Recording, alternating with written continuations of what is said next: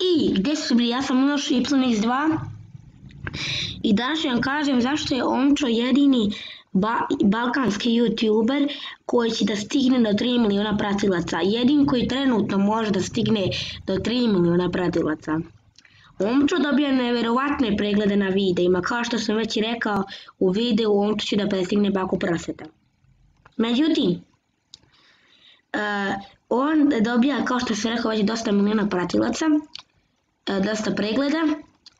On ima 2 miliona i nešto pratilaca na YouTube-u, što je daleko od youtubera koji recimo ima oko milion. Milion jeste jako puno, ali 2 miliona je stvarno previše za Balkan. Omčo je jedini balkanski youtuber koji je stigao do 2 miliona pratilaca.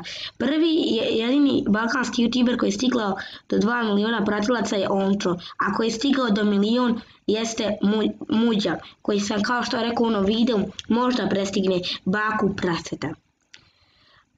Omčo će sigurno da dođe do 3 miliona pratilaca ako nastavi ovako da se njegov kanal penje i penje i penje.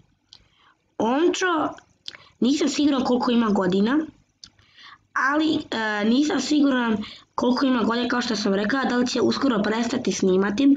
Ako ima malo godina, sigurno će prestati snimati, onda to otpada. Ovo samo kažem, ovo je samo moje mišljenje. Omčo je jedini balkanski youtuber koji može da stigne do 3 miliona pratilaca. Zašto je to u ovom trenutku sada nemoguće? Zašto je u ovom trenutku sada za Omču moguće?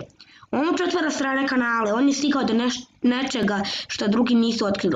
Otvara strane kanale i tako ti strani kanale, recimo Japanac ukuca koje je već ime njegovo japansko na YouTube-u i onda kad je ukucao to balkansko ime na YouTube-u, kada je ukucao njegovo ime na YouTube-u, onda može da prikaže. Znači recimo Japanac ukuca njegovo ime, kuca recimo koje je već ime njegovog kanala japanskog i onda ukuca samo balkanski kanal, kako već. I onda može da nađe da se subscribe. Znači to je nešto što je stvarno Omčo uspio da otkrije i većina pratilaca Omčinih je od stranih, kao na primjer Japanci, Kinezi i Englezi. Nisu Japanci i Korejci i Englezi, a Srbija ima najmanje. Pitate se zašto? Pa malo nas je, to je Bosanaca. Tako da objasnio sam zašto će Omčo jedini koji može da dođe do 3 miliona pratilaca. Ja se nadam da ste uživali u ovom videu koliko sam ja. Ako se svidio, slobodno stavite like, share i subscribe, a mi se vidimo u sljedećem. Ajde tada uživajte mi i veliki pozdrav od mene, vidimo se i čujemo, pozdrav.